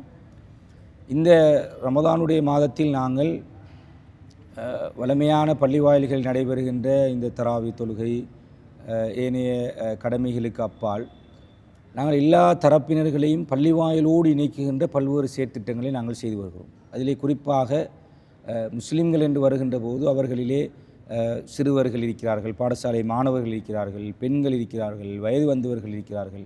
எனவே எல்லோரும் இந்த ரமதானுடைய மாதம் குர்ஆனுடைய மாதம், ஷஹு ரமதான் அல்லது உன்சில ஃபிஹில் குர்ஆன் இறக்கப்பட்ட மாதம். எனவே இந்த மாதத்தில் எல்லோரையும் குர்ஆனோடு தொடர்புபடுத்த வேண்டும் என்ற வகையில் அப்படியான ஒரு செயற்திட்டத்தை நாங்கள் கடந்த காலங்களில் நடைமுறைப்படுத்தி வருகிறோம். இந்த வருடமும் நாங்கள் நடைமுறைப்படுத்தி வருகிறோம். சுபஹ் தொழுகையின் பின்னர் 7:30 மணி வரைக்கும் பாடசாலை மாணவர்கள் அல் குர்ஆனை பார்த்து ஓதுகின்ற ஒரு நடைமுறையை நாங்கள் வைத்திருக்கிறோம். அவர்கள் இங்கே பார்த்து ஓதுவார்கள். அது ஓதி முடிந்ததுமே எங்கள்கிட்ட எவ்வளோ பாடம் ஓதியிருக்கிறோம் என்கின்ற அடையாளத்தை தருவார்கள். இறுதியில் அவர்களுக்கு நாங்கள் பரிசீல்கள் வழங்குவோம். இதை ஒரு மாணவர்களுக்கான ஒரு செயற்திட்டத்தை நாங்கள் செய்கிறோம். அதேபோன்று காலையிலே 10 மணி தொடக்கம் 10:30 மணி வரைக்கும் பெண்களுக்கான, வயது வந்த பெண்களுக்கான குர்ஆன் ஹல்கா என்ற ஒரு அமைப்பை நாங்கள் செய்கிறோம். அதே முஅல்லிமாக்களை கொண்டு ஒரு ஹல்காவாக அவர்களுடைய குர்ஆனை வயது வந்த பெண்கள் அவர்கள் திருத்திக் கொள்கின்ற அமைப்பிலே நாங்கள் செய்கிறோம். 10:30 தொடக்கம் 11:30 வரையும் 1 மணி நேரம் நாங்கள் அந்த பெண்களுக்கு தேவையான ஆரோக்கியம், வைத்தியம், அவருடைய பொருளாதாரத்தை மேம்படுத்துவது போன்ற பல்வேறுபட்ட அம்சங்களை உள்ளடக்கியதான ஒரு கோர்ஸை நாங்கள் செய்கிறோம். அதே போன்று லுஹர் தொழுகையின் பின்னர் நாங்கள் வழமையாக அம்மஜுஸை முழுமையாக தஃப்சீர் செய்கிறோம். அசர் தொழுகையின் பின்னர் சனி ஞாயிறு தினங்களிலே அசர் தொழுகையின் பின்னர் பாடசாலை மாணவர்களுக்கான அவருடைய தலைமைத்துவ பயிற்சிகள், அவர்களுக்கு தேவையான ஒழுக்கங்கள், இப்போது இருக்கின்ற நவீன மிக மோசமான ஒரு சூழலுக்கு மத்தியில் எப்படி அவர்களை பாதுகாத்து கொள்வது, பிராக்டிக்கலாக எப்படி தொழுகைகளை தொலை வைத்து என்ன பிழை விடுகிறார்கள், எப்படி உது செய்வது, எப்படி தயமம் செய்வது, இப்படியான பிராக்டிக்கலான அம்சங்களை நாங்கள் செய்கிறோம். அதே போன்று கயாமுல்லைல் தொழுகைக்கு முன்னர் நாங்கள் ஒரு 15 நிமிடம் அந்த தொழுகையிலே ஓதப்படுகின்ற ஓதல்களை நாங்கள் சுருக்கமாக தஃப்சீராக செய்கிறோம். இது ஆன்மீக ரீதியாக இங்கிற பள்ளி வாயிலே நடைபெறுகின்ற வணக்க வழிபாடு. இது தவிர்த்து நாங்கள் பொதுவாக என்கிற பள்ளி வாயிலே நொன் முஸ்லீம் தவா என்கின்ற அமைப்பிலே நாங்கள் எமது நாட்டிலே ஒரு சகவாழ்வை கட்டியெழுப்ப வேண்டும். வெறும் பேச்சில் அல்லாமல், வார்த்தைகளில் அல்லாமல், அதனை உணர்வுபூர்வமாக அதனை செய்ய வேண்டும் என்ற வகையிலே நாங்கள் இந்த முஸ்லீம் அல்லாத சகோதரர்களை அழைத்து இஃப்தார் செய்கிறோம். நாங்கள் தொடர்ச்சியாக வேண்டிய அல்ல, ஒரு வாரத்துக்கு அல்லது 5 நாளுக்கு ஒரு முறை நாங்கள் என்ன செய்கிறோம், அவர்களை அழைத்து இந்த நோன்பு என்றால் என்ன, அந்த மாதிரி அந்த காலத்துக்கு ஏற்ற விடயங்களை நாங்கள் சொல்லி அவர்களோடு நாங்கள் அவர்களுக்கு இருக்கின்ற சந்தேகங்களையும் கலைந்து இஃப்தாருடைய ஏற்பாடு ஒன்றை நாங்கள் செய்து வருவோம். எனவே அவ்வாறு எல்லா பள்ளிகளிலும் அதனை யோசிக்கலாம். குறிப்பாக நுண் முஸ்லிம்களோடு இப்போ பொதுவாக இஸ்லாத்தினுடைய மிக முக்கியமான ஒரு அம்சம்தான் விருந்தோம்பல் செய்வது என்பது. அடுத்தவர்களுடைய பசியை, தாகத்தை, அவர்களுடைய அந்த விடயங்களை போக்குவதற்கு இஸ்லாம் அது உயர் உச்சடத்தை கொடுத்திருக்கிறது. அந்த வகையில் நாங்கள் அந்த மஹல்லாவில் உள்ளவர் தனவந்தர்கள் பேசி ஒரு இஃப்தாரை, ஒரு சாப்பாடை, ஒரு அரேஞ்ச்மெண்ட் பண்ணி நாங்கள் என்ன செய்யலாம், பள்ளி வாயிலே. அப்போ பள்ளி வாயிலோடு கனெக்ட் ஆகுவார்கள். பள்ளிக்கு எதிராக யார் வந்தாலும் எல்லோரும் சேர்ந்து என்ன செய்வார்கள், எங்களோடு சேர்ந்து நிற்பார்கள். எனவே அந்த சகவாழ்வு என்பது பள்ளி வாயிலை மையப்படுத்தி ப்ராக்டிக்கலாக நாங்கள் செய்வது எங்களுக்கு நல்ல சக்ஸஸாக அமையும் என்பதில் எந்த சந்தேகம் உங்களுக்கு தெரியாது. ஒரு சகோதரி, முஸ்லீம்களை பற்றி ஒரு நல்ல அபிப்பிராயம் இல்லாத ஒரு சகோதரி, அவர் இதுவரைக்கும் எந்த ஒரு பள்ளி வாயிலுக்கும் போகாத ஒரு சகோதரி எங்களுடைய பள்ளி வாயிலுக்கு வந்தார். வெளிநாட்டை சேர்ந்தவர் அவர் வெளியிலே போய் நாங்கள் கேஷுவலாக பேசும்போது பெரிய ஒரு திருப்தியோடு அவர் அவருடைய கருத்துக்களை, அவர் ஒரு யூடியூபர், அவர் பல மில்லியன் கணக்கானவர்களுடைய ஃபாலோவர்ஸை கொண்டவர், இதுவரைக்கும் எந்த ஒரு பள்ளி வாயிலுக்கும் போனது கிடையாது. அப்போ பள்ளி வாயிலுக்குள் விட்டு செல்லும்போது ஏதோ ஒரு வகையில் அவர்கள் நாங்கள் இஸ்லாத்துக்கு எடுக்க வேண்டும், முஸ்லீமாக வேண்டும், அவர்களை மதம் மாற்ற வேண்டும் என்ற நோக்கம் அல்ல. நாங்கள் சகவாழ்வாக இந்த நாட்டில் ஒற்றுமையாக ஒரு பன்மைத்துவத்தோடு வாழ்வதற்கு அது வழிவகுக்கும். எனவே அந்த அம்சத்தை நாங்கள் எங்களுடைய பள்ளி வாயிலை நாங்கள் செய்து வருகிறோம். நீங்கள் சொன்னது போன்று ஓப்பன் மோஸ்க் என்கின்ற அது நல்ல ஒரு ப்ரோக்ராம். அதையும் பள்ளி வாயில்கள் மாதத்தில் ஒரு முறை என்ன செய்யலாம், நடாத்தலாம். நாங்கள் பெரும் இந்த பகுதியில் இருக்கின்ற டிஎஸ் ஆஃபீஸ், ஹாஸ்பிட்டல், அரச நிலையங்கள், பாடசாலைகள், எங்களுடைய அண்மித்த பகுதியில் இருக்கின்ற பாடசாலைகள் இருக்கின்ற எல்லா நுண் முஸ்லிம்களையும் நாங்கள் அழைத்திருந்தோம். எனவே அவ்வாறான ஒரு ஏற்பாட்டை செய்து அதுக்கான வளவாளர்கள் நாட்டில் இருக்கிறார்கள், சில அமைப்புகள் இருக்கின்றன, ஜெமியாவிடம் கேட்டால் சொல்லுவார்கள், அதுக்கான ஒழுங்குகள் பெறுவார்கள். அப்படியான ஏற்பாடுகளை பள்ளி வாயில்களில் நாங்கள் செய்யலாம். ஏனென்றால் நிறைய தேவையோடு இருக்கிறார்கள். சிலர்கள் கதவிலே நின்று கேட்பார்கள், உள்ளே வரலாமான்னு கேட்பார்கள் வெளியில். அப்போ அவர்கள் சில நேரம் உங்களுக்கு நீங்கள் ஏற்கனவே ஒரு விஷயத்தை சொல்லியிருந்தீர்கள், அதாவது முஸ்லிம்கள் செறிந்து வாழ்கின்ற இந்த பகுதியிலேயே இவர்கள் வருகிறார்கள் என்றால் எல்லோரும் கலந்து வாழ்கின்ற பகுதியிலேயே இதனை செய்ய முடியாது என்று. உண்மையில் அது எங்களுக்கு மிகப்பெரிய ஒரு சவாலாகத்தான் ஆரம்பத்தில் இருந்தது.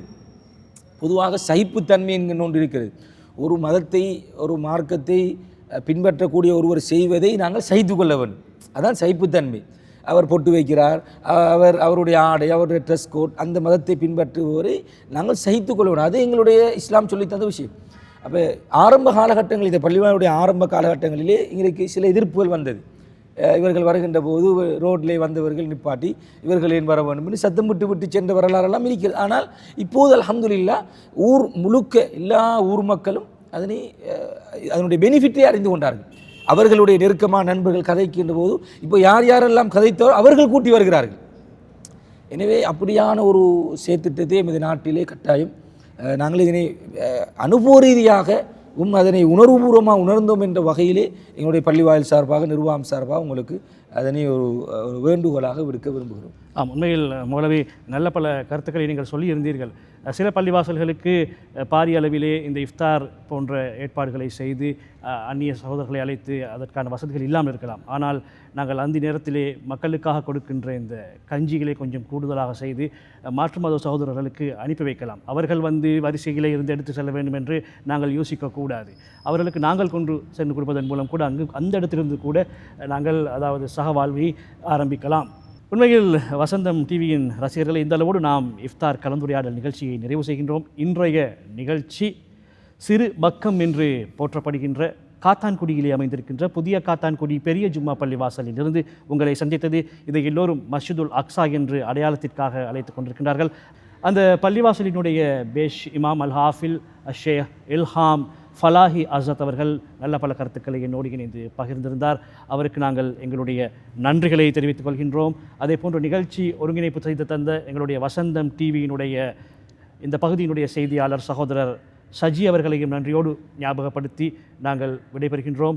நிகழ்ச்சியில் கலந்து கொண்ட அசத் அவர்களுக்கு வசந்தம் டிவி சார்பாக மீண்டும் ஒரு முறை நன்றிகள். அஸ்ஸலாமு அலைக்கும் அசத் அவர்களே. ஜஸாக்கல்லாஹு ஹைரன். வலைக்கும் அஸ்ஸலாம் வரஹ்மத்துல்லாஹி வபரகாத்துஹு. ஜஸாக்குமுல்லாஹு ஹைரன். பிஸ்மில்லாஹிர் ரஹ்மானிர் ரஹீம். அல்ஹம்துலில்லாஹ் அஸ்ஸலாத்து வஸ்ஸலாமு அலா ரசூலில்லாஹ் அம்மா பஅத். நிறையுடைய வாழ்வளித்து நடுநிலத்தை காப்பதற்கு மறையளித்த இறைவனுக்கே மாபெரும் புகழ் அனைத்தும் அல்ஹம்துலில்லாஹ். ரசிகர்கள் அனைவருக்கும் அஸ்ஸலாமு அலைக்கும் வரஹ்மத்துல்லாஹி வபரகாத்துஹு. ஒரு மரத்தின் ஆணிவேர் அகற்றப்பட்டால் அந்த மரம் பட்டு போய்விடும்.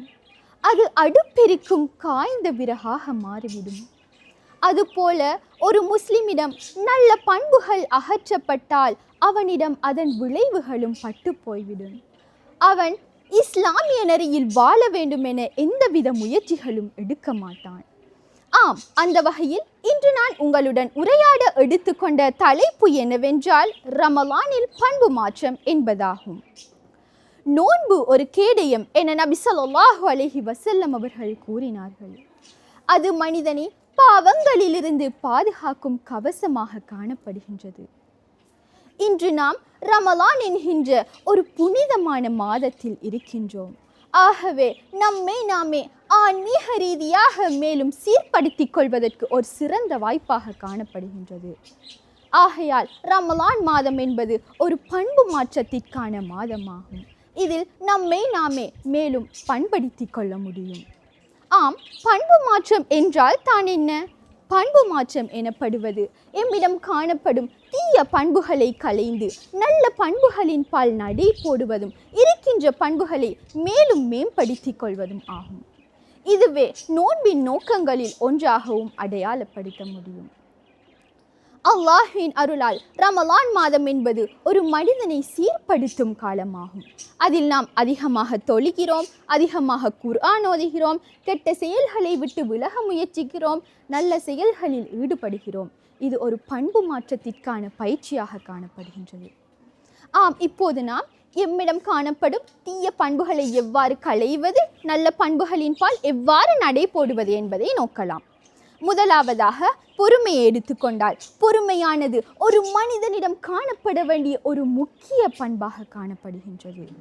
அல்லாஹ் குர்ஆனில் பொறுமையை பற்றி பின்வருமாறு குறிப்பிடுகின்றான். அஊது பில்லாஹி மினஷ் ஷைத்தானிர் ரஜீம் ஃபஸ்பிர் ஸப்ரன் ஜமீலா. அழகான பொறுமையாக நீர் பொறுத்திருப்பீராக. எனவே ரமலான் மாதம் என்பது எமக்கு பொறுமையை கற்றுத்தருகின்றது. எவ்வாறெனில் நாம் ரமலானில் பசித்தும் தாகித்தும் மட்டும் இருப்பதல்ல, எமது உணர்ச்சிகள், கோபம், சண்டைகள், கெட்ட பேச்சுக்கள் போன்ற அனைத்தையும் கட்டுப்படுத்துவதற்கு ரமலான் மாதம் எமக்கு பயிற்சி அளிக்கின்றது. ஆகவே பொறுமை என்பது ஒரு மிகப்பெரிய சக்தியாகும். இது எம்மை சோதனைகளிலிருந்து எதிர்கொள்ள எமக்கு உறுதுணையாக அமைகின்றது. ஆம், அடுத்த பண்பாக இரக்கத்தையும் கருணையையும் நோக்குவோம். கருணை கடலான நபி ஸல்லல்லாஹு அலைஹி வஸல்லம் அவர்கள் கூறினார்கள், மன் லா யர்ஹம் லா யுர்ஹம். இரக்கம் காட்டாதவன் இரக்கம் காட்டப்பட மாட்டான். சஹீஹ் முஸ்லிம். நாம் நோன்பு நோக்கும் போது பசித்திருப்பது எவ்வளவு கஷ்டம் என்பதை உணர்ந்திருப்போம். ஆதலால் ஏழைகளுக்கு உதவுதல், ஜகாத் சதக்கா கொடுத்தல், அண்டை வீட்டாரை கவனித்தல் போன்ற உணர்வுகள் எம்மில் ஊடுருவுகிறது. ஆகவே ரமலான் மாதமானது எம்மிடம் காணப்படும் சுயநலத்தை அகற்றி கருணை இரக்கத்தின் பால் எம்மை வழி நடாத்துகின்றது. அடுத்த பண்பாக நாவு கட்டுப்பாடு. அல்லாஹ் ஒரு முஸ்லிம் நல்லதை மட்டுமே தேர்ந்தெடுத்து பேச வேண்டும் என்பதற்கு சூரத்துல் இஸ்ரா 53வது வசனத்தில் பின்வருமாறு குறிப்பிடுகின்றான். அஊது பில்லாஹி மினஷ் ஷைத்தானிர் ரஜீம் யகூலுல் லதீ ஹிய அஹ்ஸன். எது நல்லதோ அதையே அவர்கள் கூறவும். எனவே ரமலான் மாதம் என்பது ஏலவே குறிப்பிட்டது போல பசியும் தாகத்தையும் மட்டும் கட்டுப்படுத்துவதற்கான மாதம் அல்ல, அதில் நாவு கட்டுப்பாடும் இன்றியமையாத ஒன்றாகும். எனவேதான் நபி ஸல்லல்லாஹு அலைஹி வஸல்லம் அவர்கள் கூறினார்கள், யார் ரமலானில் பொய்யையும் கெட்ட செயலையும் விட்டு விடாமல் பசித்தும் தாகித்தும் இருப்பதில் அல்லாஹுக்கு எந்த தேவையுமே கிடையாது. ஆதாரம் புகாரி. எனவே ரமலான் மாதமானது நாவை பேணுவதற்கு எமக்கு வழிகாட்டுகின்றது. அடுத்த பண்பாக குடும்ப உறவுகளின் மாற்றம். நாம் நோன்பு நோக்கும் போது குடும்பத்துடன் ஒன்றாக சேர்ந்து இஃப்தார் செய்கிறோம், குடும்பத்துடன் ஒன்றாக தொழுகிறோம், குடும்பத்துடன் அதிக நேரம் செலவிடுகிறோம். இதனால் குடும்பத்தின் மீது இருக்கும் பகைமை, பொறாமை, கோபம் போன்றவை நீங்கி அன்பு அதிகரித்து குடும்ப உறவுகள் வலுவடைகின்றன. இதனால் தான் நபி ஸல்லல்லாஹு அலைஹி வஸல்லம் அவர்கள் கூறினார்கள், உங்களில் மிக சிறந்தவர் யாரெனில் தங்கள் குடும்பத்துடன் சிறந்த முறையில் நடந்து கொள்பவரே. ஆதாரம் புகாரி, முஸ்லிம். அடுத்த பண்பாக நேர்மையையும் ஒழுக்கத்தையும் நோக்குவோம். நாம் நோன்பு நோக்கும் போது யாரும் பார்த்திராத சந்தர்ப்பத்தில் எங்களால் தண்ணீர் குடிக்க முடியும், ஆனால் குடிக்கவில்லை. ஏன்? இறைவன் பார்த்து கொண்டிருக்கின்றான் என்ற அச்சம் எம்மிடம் காணப்படுகின்றது. அந்த இறைபயம்தான் எம்மை பொய் பேசாமலும் ஏமாற்றாமலும் தவறான வழியில் செல்லாமலும் எம்மை தடுக்கின்றது. இதுவே உண்மையான பண்பு மாற்றமாகும்.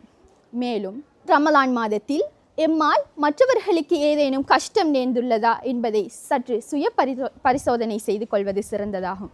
மேலும் எம்மிடம் காணப்படும் தீய பண்புகளை எவ்வாறு விலக்குவது, நல்ல பண்புகளின் பால் எவ்வாறு நடை போடுவது என்பதை சுய பரிசோதனை செய்து கொள்ள வேண்டும்.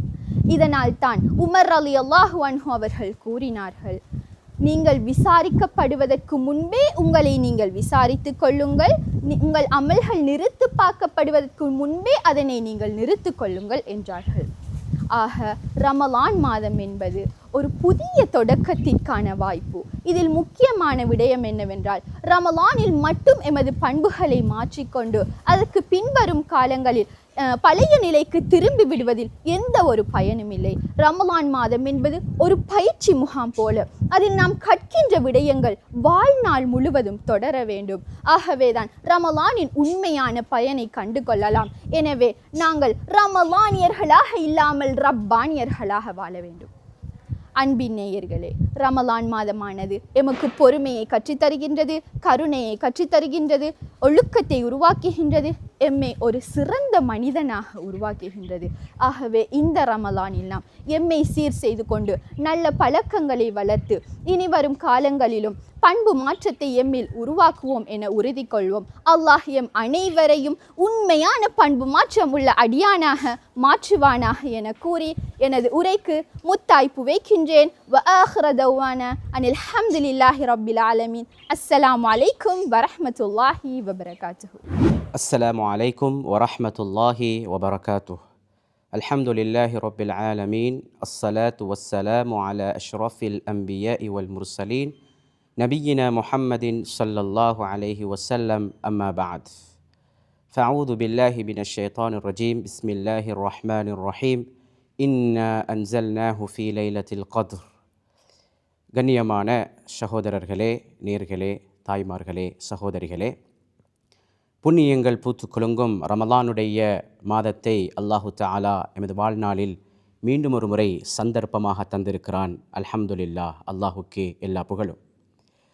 அல் குர்ஆன் இறக்கப்பட்ட இந்த மாதம், குர்ஆனுக்குரிய மாதம், பல சிறப்புகளை பெற்ற இந்த மாதம், குர்ஆனிலே அல்லாஹு தஆலா இந்த குர்ஆன் இறக்கப்பட்ட அந்த சரித்திரத்தை பற்றி பேசுகிறான்.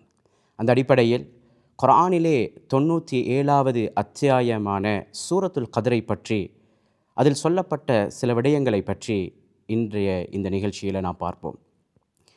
97வது அத்தியாயமான சூரத்துல் கத்ர் 5 வசனங்களை கொண்டது. இது மக்காவில் இறக்கப்பட்ட ஒரு சூறாவாகும்.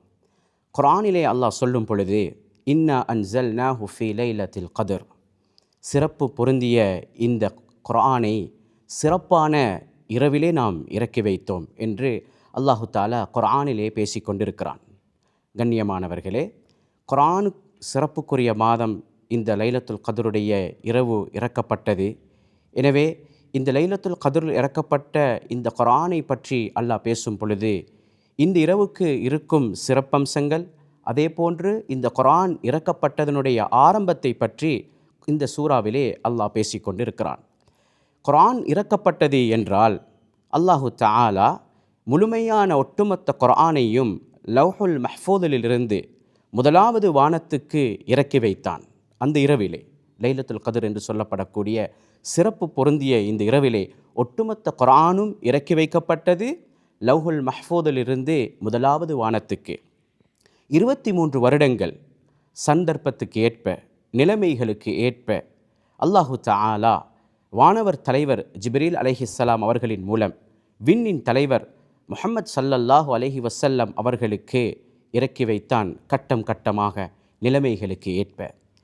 இதே தொடரிலே அல்லாஹ் சொல்லும் பொழுது, வமா அத்ராக மா லைலத்துல் கத்ர், நபியே நாயகமே, சிறப்பு பொருந்திய இந்த இரவு என்றால் என்ன என்று உங்களுக்கு அறிவித்து தந்தது எது என்பதாக அல்லாஹு தஆலா நபியவர்களிடத்தில் இந்த மாதத்தின் சிறப்பையும் இந்த மாதத்தின் பொறுமதியையும் கேள்வி கேட்டு உணர்த்த ஆரம்பிக்கிறான்.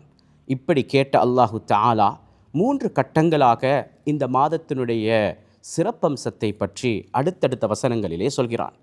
லைலத்துல் கத்ரி ஹைரும் மின் அல்ஃபி ஷஹர், இந்த சிறப்பு பொருந்திய இந்த நாள் இருக்கிறதே, இந்த இரவு இருக்கிறதே, இது 1000 மாதங்களை விட மிக சிறப்பான ஒரு இரவாகும். இந்த நாளுக்கு, இந்த இரவுக்கு, வெறுமனே மணித்தியாலங்களை கொண்ட இந்த இரவுக்கு ஏன் இவ்வளவு சிறப்பு என்றால், குர்ஆனை கொண்டுதான் இந்த சிறப்பு இந்த இரவுக்கு கிடைத்திருக்கிறது. அல்லாஹ்வின் நல்லடியார்களே, சகோதரர்களே, தாய்மார்களே, இந்த இரவில் செய்யக்கூடிய ஒரு அமலாக இருக்கலாம். அந்த அமல் ஏனைய லைலத்துல் கத்ர் இல்லாத ஏனைய நாட்களில் இரவுகளில் செய்யக்கூடிய அமல்களை விட சிறப்பானதாகும், பொறுமதியானதாகும் அல்லாஹ்விடத்திலே. இமாம் முஜாஹித் ரஹ்மத்துல்லாஹி அலைஹி அவர்கள் எழுதுகிறார்கள், இந்த இரவில் செய்யக்கூடிய ஒரு அமல் அது 1000 மாதங்கள் செய்யக்கூடிய அமலை விட சிறந்தது. ஒரு மனிதர், ஒரு அடியார் இந்த இரவிலே ஒரு சதக்காவை செய்கிறார். அந்த சதக்கா ஏனைய மாதங்களில் செய்யக்கூடிய 1000 மாதங்கள் செய்யக்கூடிய சதக்காவை விட பொறுமதியானது. இந்த இரவிலே ஒரு மனிதர் 2 ரக்காத் தொழுகிறார். 1000 மாதங்கள் தொழுவதை விட சிறப்பம்சமாகும் அந்த தொழுகைக்கு அல்லாஹ்விடத்திலே. எனவேதான் இந்த மாதம், அதுவும் இந்த இரவு சிறப்புக்குரியதாக சொல்லப்பட்டிருக்கிறது. அதே நேரத்தில் அல்லாஹு தஆலா அடுத்த வசனத்திலே சொல்கிறான், தனஸ்ஸலுல் மலாயிகத்து வர்ரூஹு ஃபீஹா பிஇذن ரப்பிஹிம் மின் குல்லி அம்ர். அல்லாஹு தஆலாவினுடைய அனுமதியோடு வானவர் தலைவர் ஜிப்ரீல் அலைஹிஸ்ஸலாம் அவர்கள் உட்பட ஏனைய மலக்குமார்கள் எல்லாம் இந்த உலகத்திற்கு அனைத்து காரியங்களையும் எடுத்துக்கொண்டு வருகிறார்கள் என்று அல்லாஹு தஆலா குர்ஆனிலே பேசுகிறான்.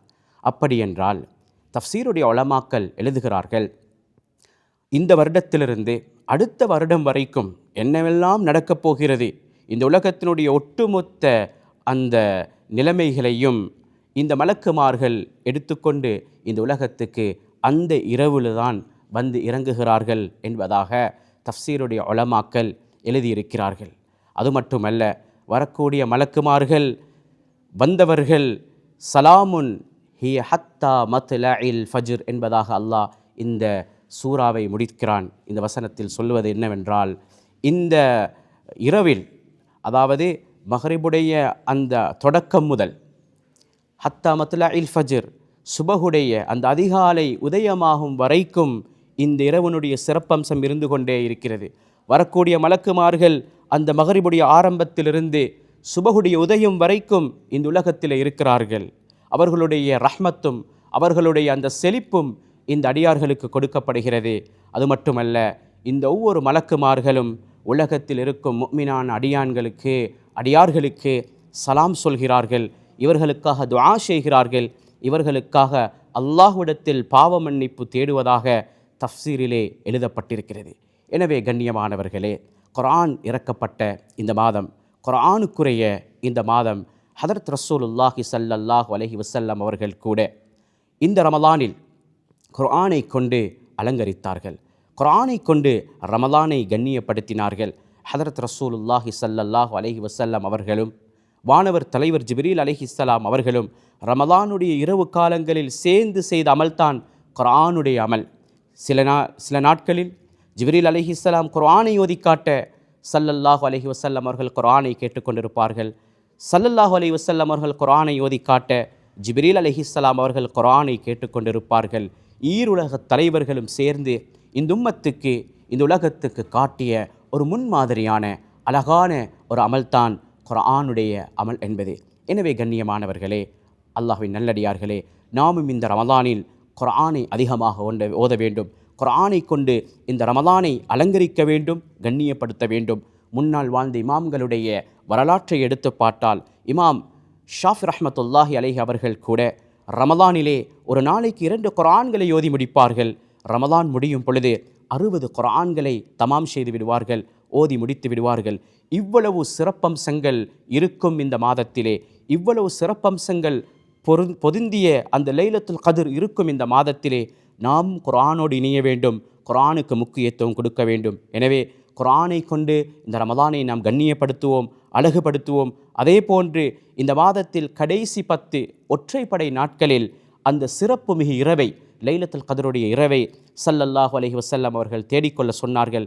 எனவே அந்த ஒற்றைப்படை நாட்களையும் இரவுகளையும் நாம் எதிர்பார்த்து அமல் செய்து அல்லாஹ்வின் நெருக்கத்தை பெற்றுக்கொள்வோம்.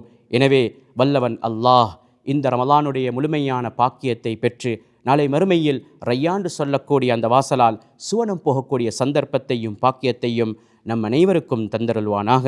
வ ஆஹிரு தஅவானா அனில் ஹம்துலில்லாஹி ரப்பில் ஆலமீன். வஸ்ஸலாமு அலைக்கும் வரஹ்மத்துல்லாஹி வபரகாத்துஹு.